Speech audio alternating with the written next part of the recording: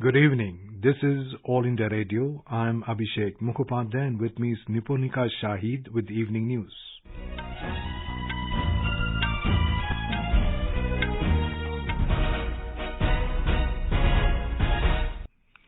The headlines. Himachal Pradesh to go to polls in a single phase on the 12th of November and counting on the 8th of December. INS Arihant carries out successful launch of submarine-launched ballistic missile today.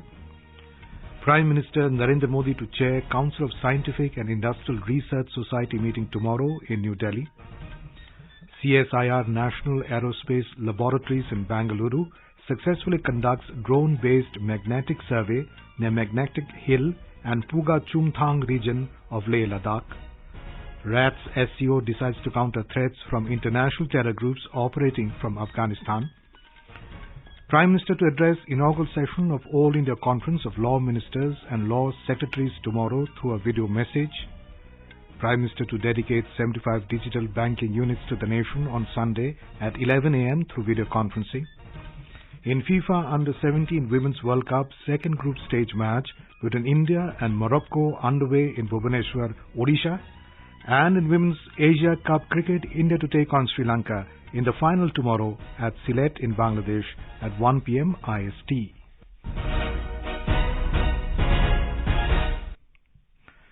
Himachal Pradesh will go to polls in a single phase on the 12th of next month and the counting will be held on the 8th of December this year. The notification for the 68-member State Assembly will be issued on the 17th of this month and the 25th of October will be the last date for filing of nominations. The Model Code of Conduct has come into force with the announcement of the polls. Briefing the media in New Delhi today, Chief Election Commissioner CEC Rajiv Kumar announced the poll schedule. The Gazette notification would be 17th October. The election would be in one phase. Last date for nomination would be 25th October, that is Tuesday. Date for scrutiny would be 27th. Last date for withdrawal would be 29th. And date of poll 12th November. And date of counting 8th December. And the entire process is completed by 10th of December. The CE said over 55 lakh people are eligible to vote in Himachal Pradesh. The Election Commission will identify the lowest polling percentage booth in each constituency to increase voting through awareness. He added that some polling stations will be managed entirely by Divyang staff. He also said the ECI's Subidha portal will provide an online nomination and affidavit facility to candidates and political parties. Permissions for rallies and meetings can also be applied online through this portal. The CEC appealed to voters to value the hard-earned right to franchise and come out to vote in maximum numbers. We call upon all voters in Himachal to come out and vote. Their participation should take inspiration from the elders who are there in that state and our fervent appeal that all stakeholders maintain COVID-appropriate behavior. BJP President Jagat Prakash Nadda has welcomed the announcement of the Himachal Pradesh Assembly elections by the Election Commission. In a tweet, Mr. Nadda said that the election is the biggest celebration of democracy and it is a medium to keep the state and the country on the path of development and good governance. He appealed to the people to elect a government that can contribute to the progress of the state.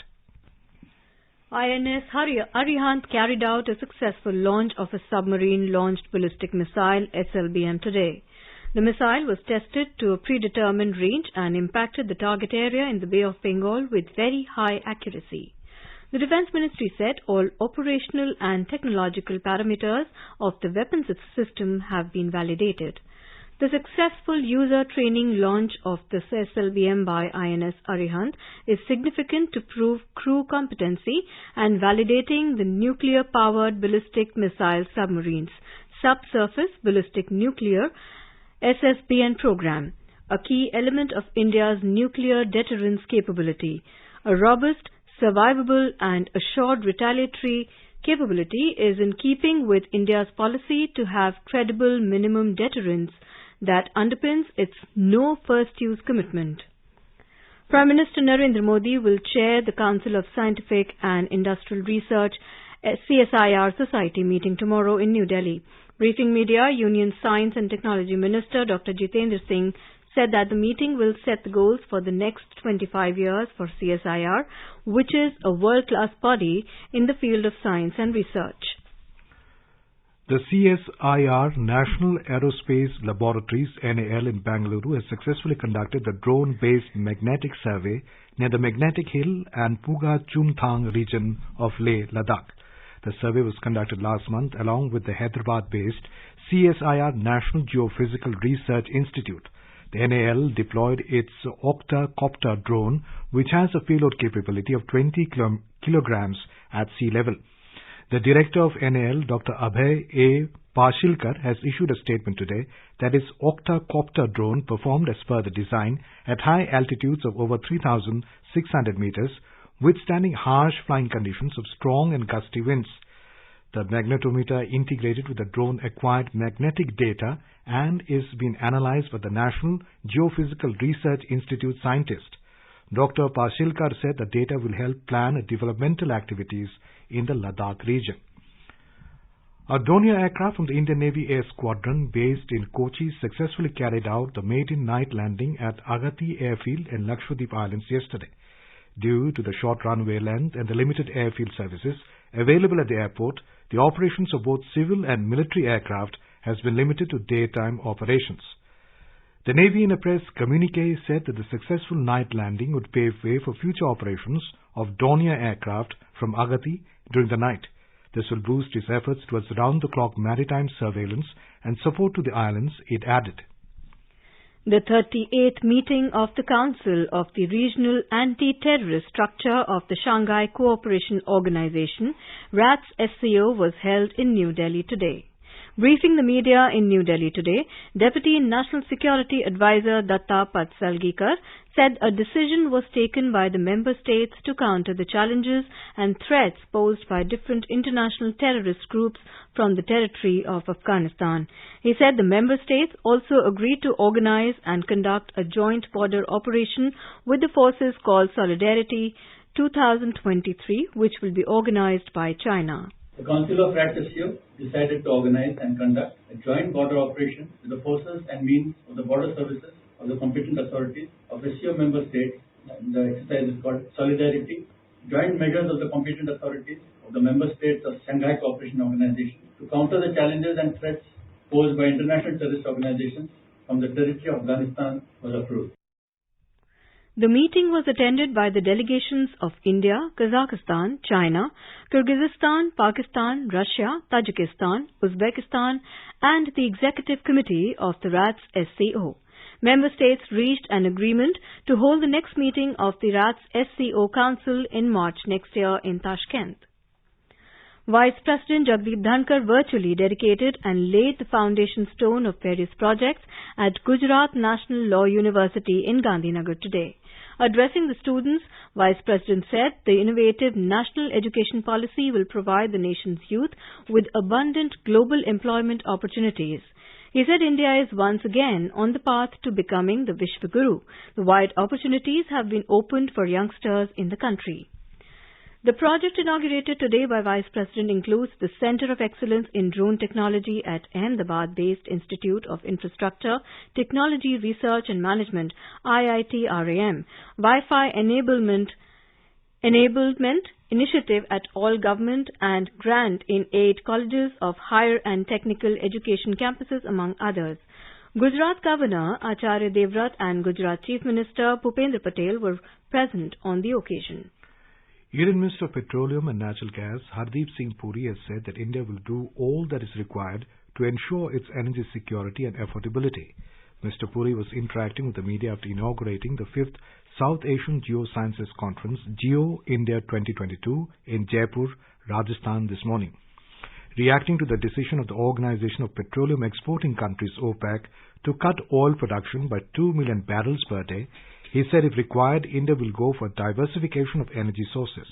He expressed confidence that India will be able to navigate through the situation. I can't think of any country in the world which has been able to bring the cost of solar down in the manner that India did. And I'm not saying it. When I was having bilateral talks with the Secretary Energy in the United States in DC a few days ago, they said it. And also, if there's any country that can make an effective transition to green energy, and I mean green hydrogen here, in terms of providing the scale, it is India. Again, it's not something I am saying. It is something that is acknowledged outside. Mr. Puri said as per the estimate of the energy sector, consumption of fuel will increase and 25% of global demand in the next 20 years will be from India. Commerce and Industry Minister Piyush Goyal has said that with the mantra of quality and sustainability, India can create brand value for its products across the world. He opined that the Bureau of Indian Standards, BIS, must revise and add sustainability to the existing standards for the new standards they create as a part of the National Action Plan. The minister was virtually addressing the World Standards Day celebration organized by BIS at its headquarters in New Delhi today. Education and Skill Development Minister Dharmendra Pradhan inaugurated II Inventive, the first ever all IITs Research and Development R&D showcase at the Indian Institute of Technology in New Delhi today. This event is being organized in line with the Azadi Ka Amrit Mahotsav initiative. The first leg of this two-day event today has brought over 300 representatives from industry, including startups along with government and embassy officials and global IIT alumni. Speaking on this occasion, Mr. Dharmendra Pradhan said that this event bears testimony to Prime Minister Narendra Modi's mantra of Jai Anusandhan to build an Atmanirbhar Bharat.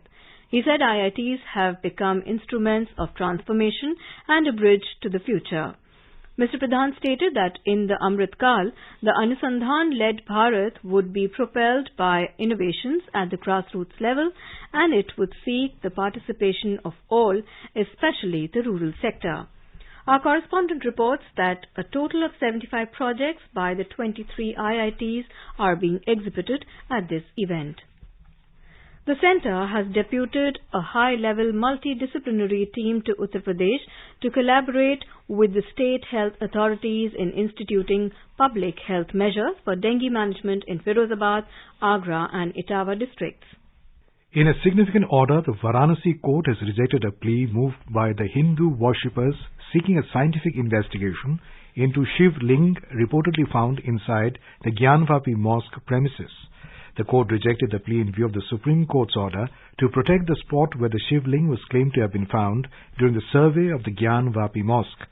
Varanasi court remarked that if carbon dating or ground-penetrating radar is permitted and if any damage is caused to the Shiv Ling, then it would be a violation of the Supreme Court order to protect it and it might also hurt the religious sentiments of the general public. Raksha Mantri Rajnath Singh launched Maa Bharti Ke Saput website for contribution to the Armed Forces Battle Casualties Welfare Fund at a function organized at the National War Memorial Complex in New Delhi today. This tri-service fund is utilized for the grant of immediate financial assistance to the families of the armed personnel of three forces who laid down their lives or got grievously injured in active military operations. The amount donated to this fund will provide financial assistance to the families of martyrs and soldiers of all three services. Speaking after launching the website, Mr. Rajnath Singh said that security is paramount for any society and all sections of the society have an important responsibility towards the welfare of the brave soldiers and their families. He also appealed to the countrymen to be associated with this initiative and make contributions to the welfare of the brave hearts. Armed forces battle casualties welfare fund हमारी tri services के लिए एक महत्वपूर्ण fund है जिसमें एक dedicated portal के माध्यम से कोई भी हमारी सेनाओं के परिजनों को यथासंभव सहयोग कर सकता है। आपका एक छोटा सा सहयोग बाकी लोगों के सहयोग से मिलकर कितना बड़ा बन सकता है जिसका बहुतों को अंदाजा भी नहीं होगा। अपने राष्ट्र के रक्षा के प्रति अपने उत्तरदायित्व को निभाने के लिए हमें बड़े और खुले मन से आगे आना चाहिए। यह हमारा नैतिक के साथ-साथ राष्ट्रीय दायित्व भी बनता है। On this occasion, the minister also felicitated the next of kin of fallen heroes and disabled soldiers. Parents and relatives of many war-decorated soldiers graced the occasion. In a video message, popular Bollywood actor Amitabh Bachchan, who is the goodwill ambassador of the initiative, expressed his gratitude towards the families of the fallen heroes and exhorted people to come forward and contribute to the fund. Anyone or any organization can make financial assistance on www.maabhartikesaput.mod.gov.in website. Bihar Assembly today terminated membership of RJD MLA Anil Sahni following conviction in a case of fraud by a CBI court. Sahni has been disqualified with effect from the date of conviction and sentence. Sahni, who represented Kurhani Assembly seat, was sentenced on the 29th of August and awarded 3 years imprisonment. 2 days later, he was held guilty by the court of attempting to avail travel allowance in 2012 using forged Air India e-tickets without having undertaken the journeys. Sahni, who was then a Rajya Sabha member and with the Chief Minister Nitish Kumar's JDU, had submitted claims of 23.71 lakh rupees. You are listening to the evening news on All India Radio. A reminder of the headlines before we move on. Himachal Pradesh to go to poll in a single phase on 12th of November and counting on 8th of December. INS Arihant carries out successful launch of submarine-launched ballistic missile today. Prime Minister Narendra Modi to chair Council of Scientific and Industrial Research Society meeting tomorrow in New Delhi. CSIR National Aerospace Laboratories in Bengaluru successfully conducts drone-based magnetic survey near Magnetic Hill and Puga Chumtang region of Leh Ladakh. RATS SCO decides to counter threats from international terror groups operating from Afghanistan. Prime Minister Narendra Modi to address inaugural session of All India Conference of Law Ministers and Law Secretaries tomorrow through a video message. Prime Minister to dedicate 75 digital banking units to the nation on Sunday at 11 a.m. through video conferencing. In FIFA Under-17 Women's World Cup, second group stage match between India and Morocco underway in Bhubaneswar, Odisha. And in Women's Asia Cup cricket, India to take on Sri Lanka in final tomorrow at Sylhet in Bangladesh at 1 p.m. IST. For quick news updates round the clock, follow us on our Twitter handle @AIR News Alerts. I am India. Look at me.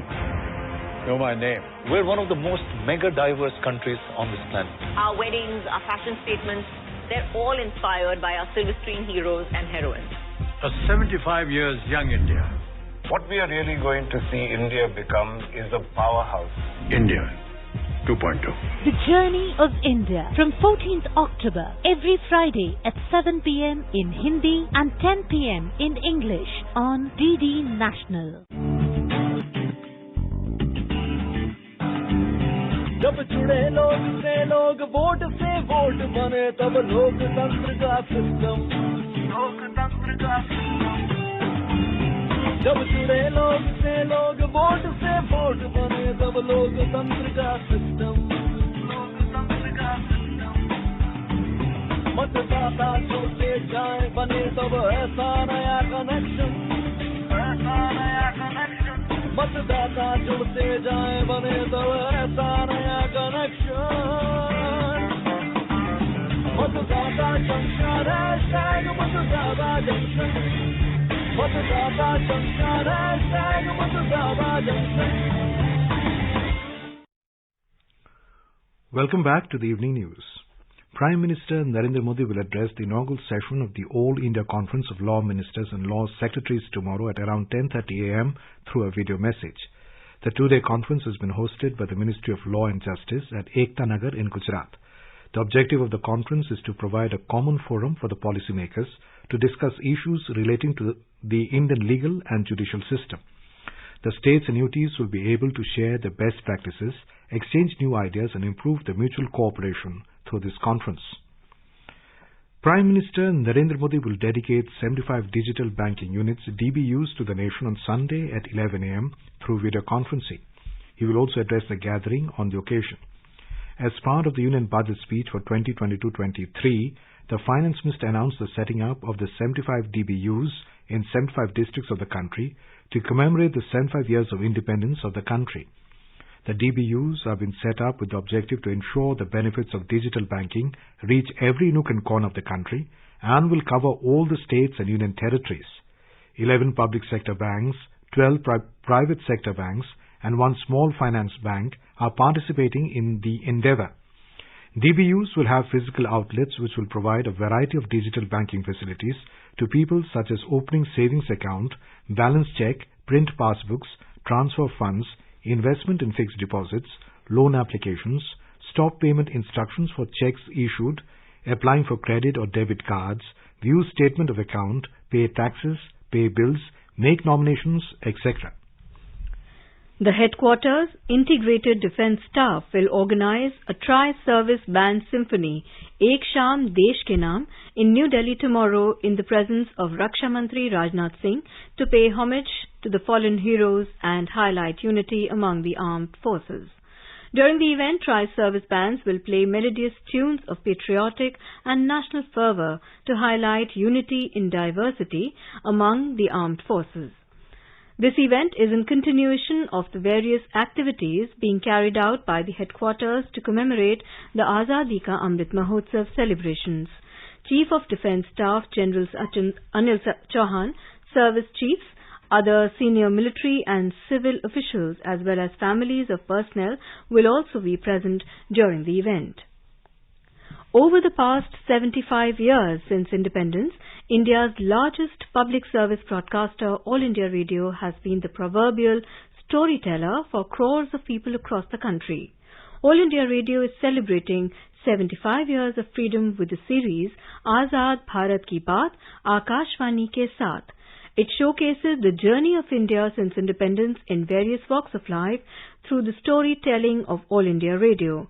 In today's episode, we bring you the story of India's rising stature on global stage.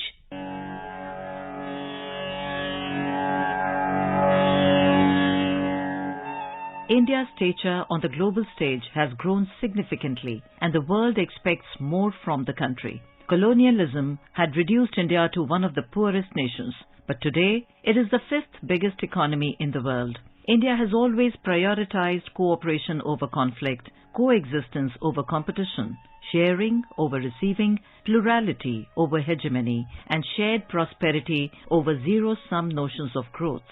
The country believes in the promise of diplomacy and international cooperation. India is firm on a zero-tolerance approach to cross-border terrorism. On all global platforms, India has reiterated that there is no justification for any act of terrorism. Ever since Narendra Modi assumed office as the Prime Minister of India, he has not only enhanced India's position at a global level, but also left a huge impact on world leaders. When COVID-19 pandemic posed an unprecedented challenge before the world, India played a significant role in addressing many issues with greater urgency. Prime Minister Modi said India's COVID vaccine Maitri program has helped more than 100 nations. Corona जैसी वैश्विक महामारी में हम सबने और दुनिया ने भारत का सामर्थ्य देखा है। सदी की इस सबसे बड़ी आपदा में ग्लोबल सप्लाई चेन्स में इतना बड़ा डिस्ट्रप्शन हुआ, फिर युद्ध ने भी इस संकट को और बढ़ा दिया।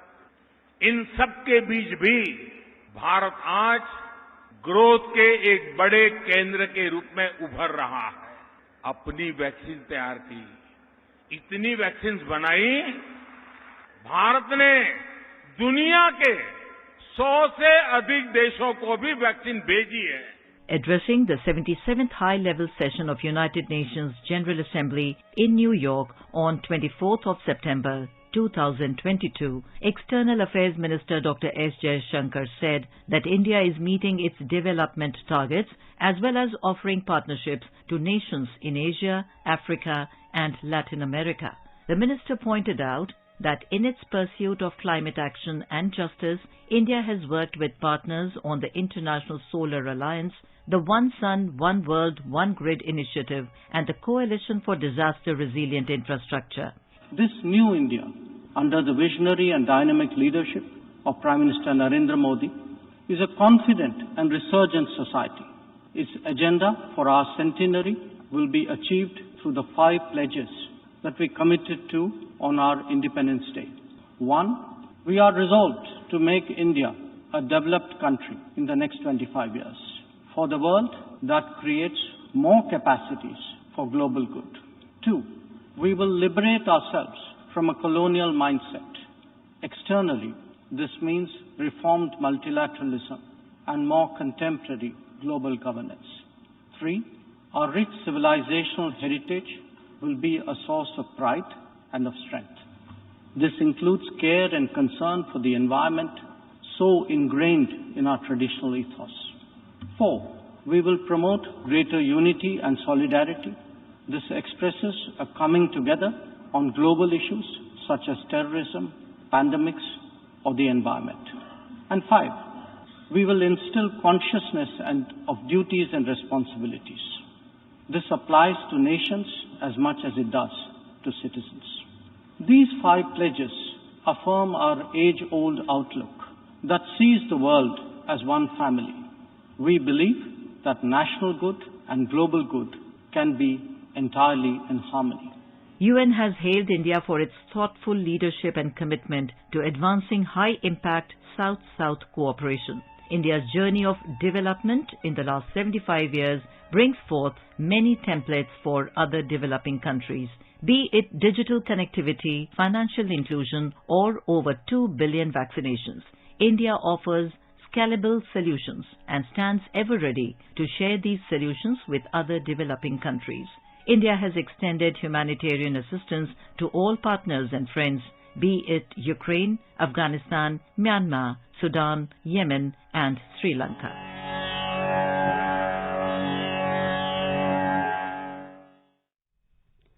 आजाद भारत की बात आकाशवाणी के साथ can be accessed on @AIR News Alerts on Twitter, News on AIR official YouTube channel, News on AIR app, Facebook and Instagram handles. So tune into All India Radio News for Azad Bharat Ki Baat, Akashvani ke saath. The Russian government today ordered repairs on the Crimea Bridge to be completed by July 2023 after Moscow's only bridge connecting the Russian mainland to the annexed peninsula was damaged by an explosion. The cabinet, in a decree signed by Prime Minister Mikhail Mishustin, ordered the company tasked with the design and restoration of destroyed elements of the transport and engineering infrastructure of the Crimean Bridge to complete the work by the 1st of July 2023.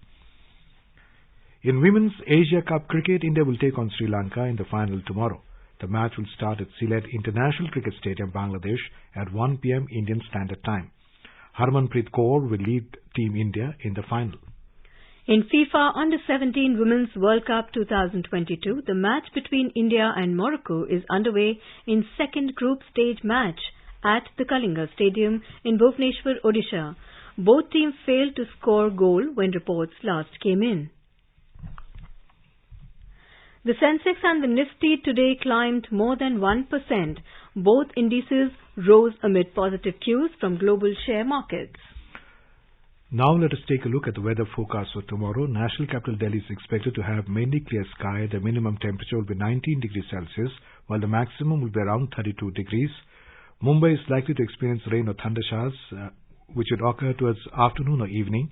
Kolkata will have partly cloudy sky with possibility of moderate rain or thunderstorm. Chennai is expected to have thunderstorm with rain. The minimum temperature will be 26 degrees Celsius and the maximum will be around 31 degrees. Srinagar is expected to have mainly clear sky. Minimum temperature will be 7 degrees Celsius and the maximum will be around 27 degrees. Jammu and Muzaffarabad will have mainly clear sky. Leh and Gilgit will have mainly clear sky. In the south, Hyderabad, Bangalore and Tiruvananthapuram will have generally cloudy sky with a few spells of rain or thunder showers. In the northeast, Guwahati, Shillong, Gangtok, Agartala, Itanagar, Imphal, Aizawl and Kohima will have generally cloudy sky with light rain. And now, before we end the bulletin, the headlines once again. Himachal Pradesh to go to poll in a single phase on the 12th of November and counting on the 8th of December. INS Arihant carries out successful launch of submarine-launched ballistic missile today.